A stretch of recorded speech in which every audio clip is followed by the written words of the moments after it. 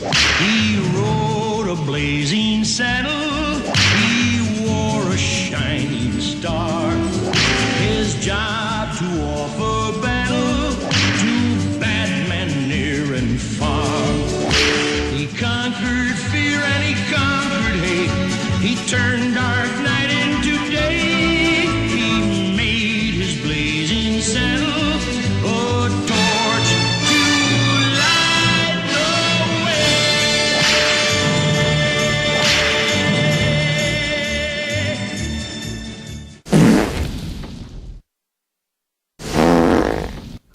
Blazing Saddles was a film that truly broke ground. It also broke wind, and maybe that's why it broke ground. But there were a lot of avant-garde conceptions in that movie. I wrote a script, first draft, 1971. That's where it began, and Warner Brothers, lo and behold, bought it, much to my amazement. And they hired Alan Arkin to direct it, and James Earl Jones to play the black sheriff. Well, can't you see that's the last act of a desperate man? We don't care if it's the first act of Henry V. We're leaving. And for some reason that fell apart. So they said, how about Mel Brooks? I said, Mel Brooks? You're asking me, he's one of my heroes. They sent the script to Mel, and he read it, liked it. We talked a little bit about it. And Warner Brothers gave him carte blanche. What in the hell do you think you're doing here? This is a closed set. Piss on you. I'm working for Mel Brooks. Not in the face. So Mel decided he wanted to direct it, but he wanted to rewrite it, and he wanted to make it. He called me up and said, I want to make this a parody of every Western you've ever seen. Usually you throw out the original writer, always. You just get him off the set. You get rid of him because he's trouble. He's a lot of trouble. I like Bergman. I like what his concept was very basic. His concept was play 1874 in 1974. I said, okay, great. We can do that. It's 1974 in 1874 is what it is. You know, you have we have Eldridge Cleaver riding into town on a pony, and you make the joke with the Gucci bags and that he's hip, and that's it. You take it for granted. You don't examine it. I wanted Richard Pryor to play the lead, but I said, wait a minute, Richard's smart. Maybe we'll make Richard. He was only a nightclub comic then. Nobody knew him. So I called Richard and I said, Richard, come write with us. He said, okay. The writing process was insane when there were 5 of us writing, which was about 8 weeks of a first draft. It was like writing the show of shows again. It was all being in a room, competing with each other. It was really hilarious between, Mel and Richie. It was a really funny room. People had different specialties. For instance, instead of writing the black sheriff, Richard Pryor concentrated on Mongo, the character Alex Karras played. He wrote most of the Mongo stuff. I mean, he loved Mongo. He came up with crazy stuff like Mongo, only porn in Game of Life. I mean, just insane, wonderful, brilliant stuff. I'm the marshal in this here town, and you're a big fat fairy. Hold it. If you want to draw on me, put a quarter in the machine.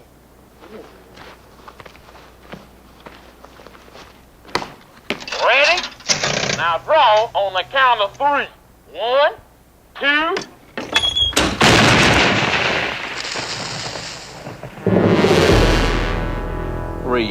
What would happen is it would be like a game of telephone. The joke was like nobody can really remember whose joke was what anymore because it would start one way and go around the room and come back in another form. And it was really exciting. It was really, really funny because we knew nobody was going to go see this movie. So we threw in everything but the kitchen sink. Do we have the strength to carry on this mighty task in one night? Or are we just jerking off? Amen. It's a pretty dumb movie, you know, when you think of the plot. But we just use it as a basis to make fun of people in life. Everybody gets, slammed. Well, I think he's making the absurdity, the whole absurdities of what prejudices are about, and we laugh at ourselves. What kind of people are we anyhow? I say we stay and fight it out. One of the first things on my desk when we came out from New York was from their censor department, or the TV department, actually. It was 4 or 5 pages, singularly spaced. One word on the left side said delete, and then every curse word that's in the picture, you know. I couldn't believe that somebody could do a memo like that. Now, of course, if we did that, you have a 9-minute movie and there's no sense making it. Hey, boys, look what I got here. Hey, where are the white women at? The engine that drove Blazing Saddles was hatred of the black. It was race prejudice. Without that, the movie would not have had nearly the significance, the force, the dynamism, and the stakes that were contained in the film. As chairman of the Welcoming Committee, it is my privilege to extend a laurel and hearty handshake to our new nigger. Well, I wasn't there at the inception, in the writing stage, but that was one of the things that made me want to do the film, because I said he's done something, they've done something, the writers, remarkable, in that they've smashed racism in the face and the nose is bleeding, but they're doing it while you laugh. And that's what I thought was one of the most brilliant things about the movie. Excuse me while I whip this out. I was having a lot of problems calling people what I was having to call them in the thing. And I had a lot of problems. Come on, how about a good old nigger work song? Cleavon was great. When we were doing the scene out there on the desert, he said, if I thought you would say those words to me in any other situation, you know, we'd go to Fifth City. But somebody wrote these words. This is all fun. You say anything you want to say. And if you want to say it differently and even add stuff to it, go right ahead. Mel will go along with that. Sir, he specifically requested 2 niggers. Well, to tell a family secret, my grandmother was Dutch. Just trying to help you out. People say we can't use those words, those are bad words, but you can use any words you want and should. You couldn't break Cleavon Little's heart unless that little old lady said, up yours, nigger. Good morning, ma'am. And isn't it a lovely morning? Up yours, nigger. So, you know, Gene Wilder puts his arm around him and says, You've got to remember that these are just simple farmers. These are people of the land, the common clay of the New West. You know, morons. So it was a perfect, wonderful joke. For a lot of reasons, you couldn't make this movie today because you couldn't say nigger in a movie today, even in a comic way. I mean, Richie Pryor was like the last person who could do it in a stand-up, and he won't do it anymore. I've got to talk to you. Come here. Have you gone berserk? Can't you see that man is a nit? It's been in a lot of movies, a lot of serious films, tackled by very serious filmmakers. This seemed to be a way to really hit hard at it and call it what it was and what people are and still laugh about it. We were celebrating the triumph of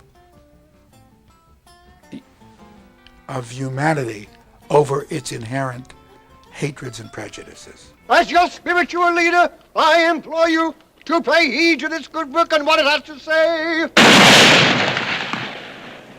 Son, you're on your own. There was a total risk. I mean, which, you know, the movies that seem to attract people, the ones that are the most risk, and that's what's gone today. You know, there's no risk. There's too many stock options to risk anything. We've got to protect our phony baloney job, gentlemen. We must do something about this immediately. Immediately. Harumph, harumph, harumph, harumph. I didn't get a harumph out of that guy. Give the governor a harumph. Harumph? You watch your ass. I went to Warner Brothers and said, Richard Pryor is Black Bart. He's the guy. He's brilliant. He's going to be a big star. Richie, in those days, was phenomenal and a little bit unreliable here and there. I remember once we were writing and we were there and Richie didn't show up. Phone rings. Richie, where are you? Detroit. What are you doing in Detroit? Well, I met a couple of girls last night. I'm in Detroit. I need $200 to come back. So we sent him the $200 and he came back. Warner Brothers was afraid to take a chance on Richard, and so they decided not to cast him in it. They wanted us to go with Flip Wilson. And it would have been a different picture. And then, fortunately, they found Cleavon Little, who was wonderful in the part. The fool's going to... the sheriff's going to do it!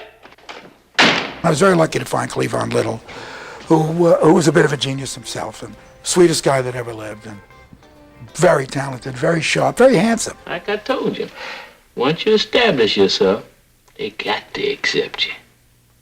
Catch you later. Wanted Richard Pryor, couldn't get him, got Cleavon Little, very happy. Wanted the Waco Kid, wrote to a place in Hawaii where Dan Daly was staying. Originally, the person that was hired for it was Dan Daly, the dancer and comedian. He's got a leathery old face. He's a wonderful actor. He could play that old alky. He could play the old drunk. He got cold feet. He couldn't. He said, I can't say words like that. So near the 11th hour, we were left with trying to find a drunk. So we thought, who else could play the Waco Kid? I wanted a leathery-faced guy, an older guy, and a guy who maybe had at one point in his life an affair with the bottle, an old alky would be perfect for him. We flirted a little bit with Gig Young, and Gig was going through a few problems at that moment. So Mel turned to Gene, who had done the producers with him. And Gene basically did as a favor to him. First of all, Mel and I were talking about Young Frankenstein at the very earliest stage. And he showed me a script called Black Bart. It wasn't called Blazing Saddles, it was called Black Bart. And he had given it to me and asked me to read it. And he said, how would you like to play Hedley Lamar? And this was before Harvey Korman or anyone was in it. And I said, Hedley Lamar? No, I'm all wrong for that. Why don't you think of me for the Waco Kid? For Jim. No. That's what my wife says. Oh, that's her favorite part. No, I need an older guy, an alky, down and out. And then, no. I said, well, I'm not right for Hedley Lamar. It's a wonderful part, but I'm not right. I wanted an old alky. I got a young Jew from New York to play this Western, and he was magnificent. Are we awake? We're not sure. Are we black? Yes, we are. Then we're awake.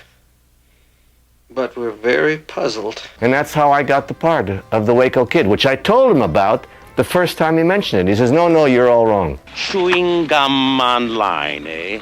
I hope you brought enough for everybody. I didn't know there was going to be so many.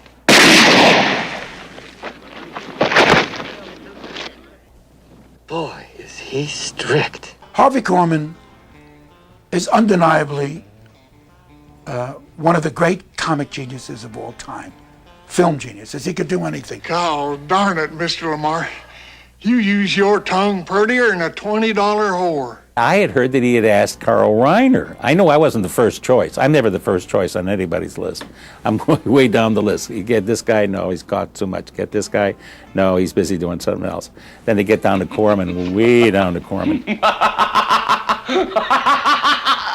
He's the ultimate sketch actor. And playing Hedley Lamar, he heightened all the rest of the stuff because he can come up with stuff, and especially in the scenes with Mel. My one regret is that the first day of shooting was a scene where I'm in the office and he's I'm trying to get him to sign something, and it's a whole thing with a paddle. And I was working too. That was the first day, and I felt like I had to work too hard, like I had to prove myself that I was really going to be okay in this part.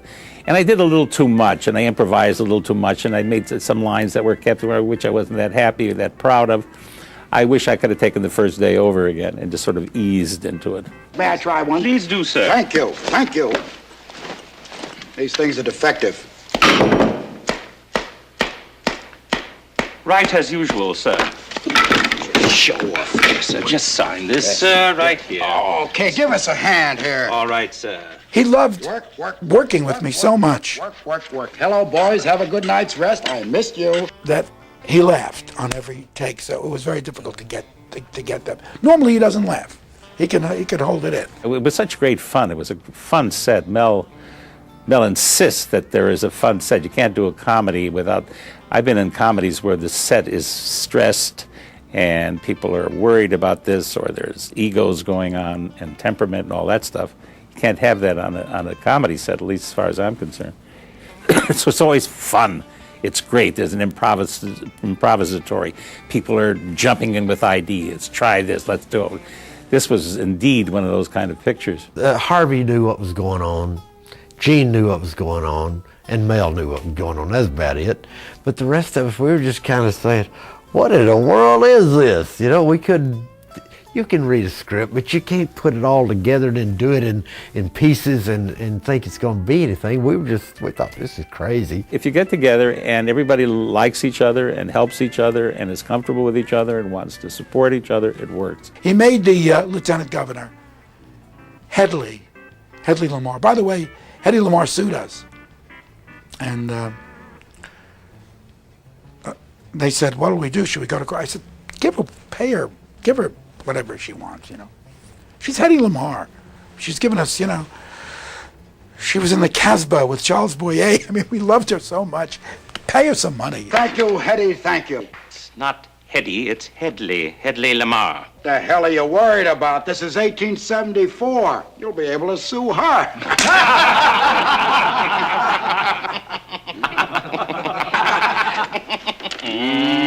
To this day, people, I'll be walking around, somebody go, Hetty! I go, Hedley! People still remember that, it's amazing. What in the wide world of sports is going on here? I had you people try to get a little track lead, not to jump around like a bunch of Kansas City faggots. Slim brought such history to the picture. I mean, it was a bunch of New York Jews doing this movie, you know, a Western. And there's Slim Pickens, who's Mr. West. I mean, he's such a Westerner that when we were shooting the outdoor stuff up in, I think, Lancaster or Palmdale, he had his Winnebago and his rifle, his Winchester.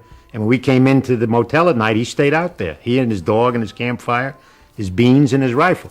I said, Slim, you've made 100,000 movies, you know? Give me some advice. He'd say, whenever you get a chance, Mel, sit down. I said, sit down? That's your advice? I'm asking Orson Welles how you make Citizen Kane. He says, sit down. But he was right, because you can become exhausted, you know. Slim did not have words of wisdom. Yeah, they were wise, but they were not words of how to act, how to hold your head, how to hold your hands, where to look. His words were, do what feels natural to you. Say it the way you want to say it. If they're going to buy you, just like they're going to buy me, that'd be Slim talk, just like they're going to buy it the way we talk. And boy, it worked for him, and it's worked for me. Send a wire to the main office and tell them that I said, ow! Send wire, main office, tell them I said, ow. Gotcha. We were eating lunch at Warner Brothers Commissary, and John Wayne was sitting next to us. And I mean, it's John Wayne. I mean, this is... So John Wayne looks over to Mel and he says, I hear you doing a Western with you. You say, blow it out your ass. Mel says, yeah, that's right, John. And Mel says, and I'd like you to be in it. He says, oh, I can't be in a Western like that, but I'll be the first one to see it. Now, what the hell do you think you're doing with that tin star, boy? Watch that boy shit, redneck. You talking to the sheriff of Rock Ridge. I did a lot of dirty, crazy things and got them into the movie. The one thing Warner Brothers would not let me put in was a very good joke, really a good joke. A little dirty, a little risque, but really a good joke. They're in the dark. Cleavon Little and Madeline Kahn, Black Bart and Lily von Stupp are in the dark. And they're obviously making love, and she says, tell me, Schatzi, is it true what they say about the way you people are gifted? Oh, it's true. It's true. It's true, it's true. And then you hear Cleavon Little say, I hate to disappoint you, ma'am, but you're sucking on my arm. So, good. The crew loved it. You know, it was one of the big, we saw it dailies, I mean, it was one of the biggest laughs in the picture. But Warner Brothers said, you know, that's over the limit, you know, so. Hey, now, folks, that gal y'all been waiting for, double variant bombshell herself. Let's hear it for Lily Von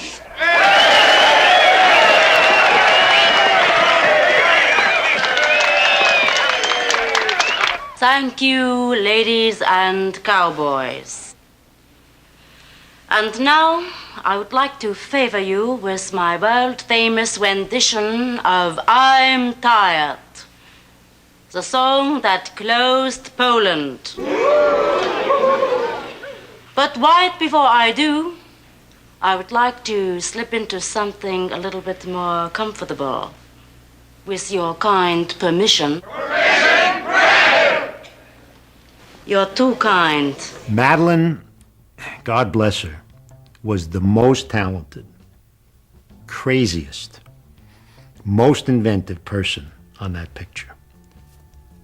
I mean, she had a fit just looking at herself in that costume. She was all over the place, but when you turn that camera on, she was phenomenal, just phenomenal. I mean, the two of us would stand next to the camera biting into our hands watching her because she was so right on. I mean, she really nailed it. She was one of our great actresses, and it's a shame she died at such a young age. You know, she was up for an Academy Award for that, which was practically unheard of, certainly very unusual in those days. Even today, to be up for an Academy Award for a comedy performance, she was truly brilliant in that. I think I would say that Madeline Kahn was the most talented actress I've ever worked with. She was tops and taps. You couldn't beat Madeline Kahn. Der Draht, die Speinkapsel mit dem Dynamit verbindet, ist abgebrochen. What'd she say? What the lady said is that the bushwhacker is wrapped all around the cattle sweeper. Round in.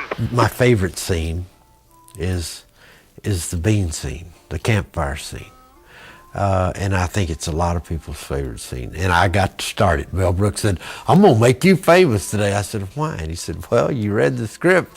You're going to be the first one, and you are going to be the first person in major motion picture history to do that. I said, oh my gosh, they won't let me go back to the fire department if I do that, because I didn't know if this was going to work, you know. And he said, because of this, you won't have to go back to the fire department. And he was right. Cowboys swill black coffee and eat unconscionable amounts of beans on these tin plates. Ever since I was 4 years old, that's all they do. They sit around a campfire, they eat a lot of beans, and they drink a lot of black coffee. Well, we figured out, you eat that many beans and you have a lot of black coffee, you're not going to be good company in about 20 minutes, you know. An hour later, that place is going to be unlivable, you know. So we just threw it right into the movie, you know. It was part of our, you know, discovering the West, the true West, you know.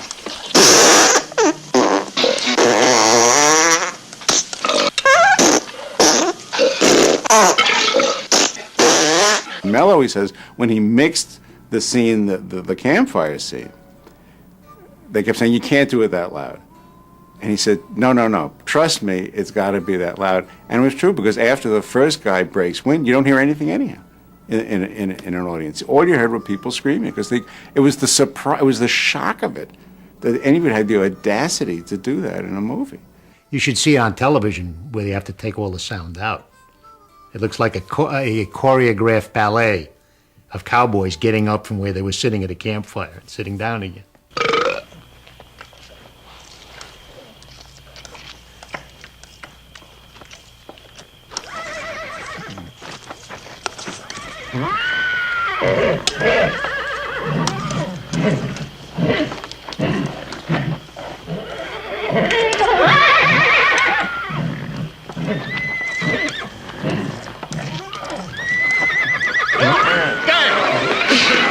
How about some more beans, Mr. Taggart? I'd say you've had enough.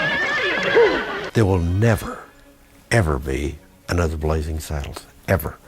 And when I say it, I'm sitting there, I get chills talking about that, because there is nobody that I have ever met who has ever seen Blazing Saddles and is a Blazing Saddles fan that picture can be topped by any other picture. None. And this is the finest comedy ever done. Mel Brooks, you did a good job. If it came out today, I think it would be the same. I don't think people would say, oh, it's cute, an old-fashioned film. I don't think they'd say that at all. It's still a modern film, and I think it always will be, which makes it a classic.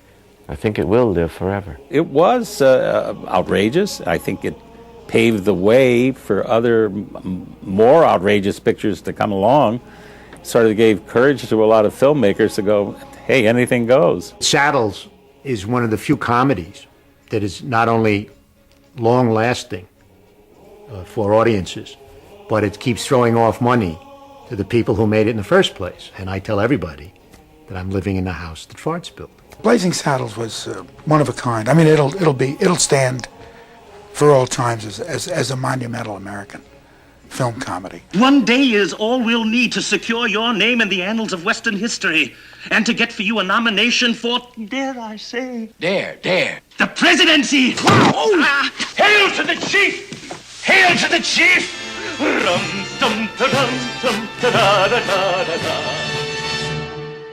We're here, Governor. Boy, do I hate the West. I'd like to have a word with you, Turkey.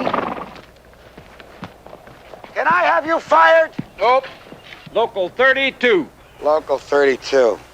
Damn unions are strangling the West. Damn unions. Are you crazy? Don't write damn unions. Never put that in the paper. I'll lose the blue-collar vote. One in the ear, darling. One in the ear. I love it. Governor, these people are dummies. I know that. How do you think I got elected? Oh, Bill. But, Governor, we came all the way out here to get your impressions. Impressions? Governor, what are you doing? Harpo Marx. You wanted my impressions, didn't you? Watch this. Toulouse-Lautrec, my favorite.